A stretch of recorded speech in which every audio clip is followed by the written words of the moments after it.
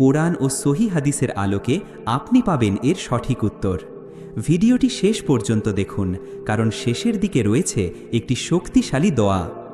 ভিডিওটি উপকারে এলে এখনই চ্যানেলটি সাবস্ক্রাইব করে রাখুন। ইস্তেগফার কি, কেন এত শক্তিশালী? ইস্তেগফার অর্থ আল্লাহর কাছে ক্ষমা প্রার্থনা করা। সবচেয়ে সহজ ও ছোট বাক্য আস্তাগফিরুল্লাহ, কিন্তু এর প্রভাব আকাশ সম শক্তিশালী। আল্লাহ তাআলা পবিত্র কোরআনে বলেন, তোমরা তোমাদের রবের কাছে ক্ষমা চাইও, তিনি অবশ্যই বড় ক্ষমাশীল। তিনি তোমাদের ওপর প্রচুর বৃষ্টি বর্ষণ করবেন, তোমাদের ধন সম্পদ ও সন্তান বৃদ্ধি করবেন।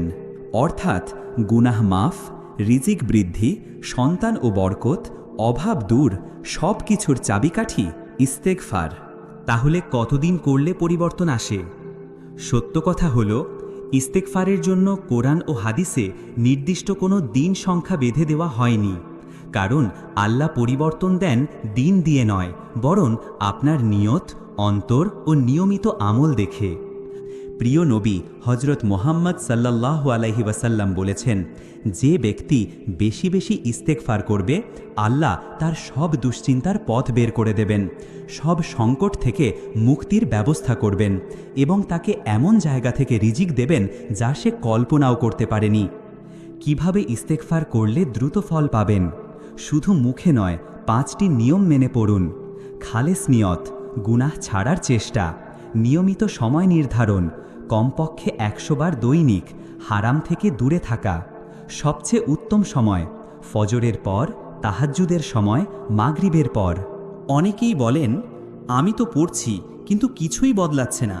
কারণ হতে পারে তওবা করে আবার গুনাহে ফেরা, হারাম ইনকাম, অধৈর্য হওয়া, আল্লাহর ওপর পূর্ণ ভরসা না রাখা। আল্লাহ বলেন, নিশ্চয়ই আল্লাহ ধৈর্যশীলদের সঙ্গে আছেন।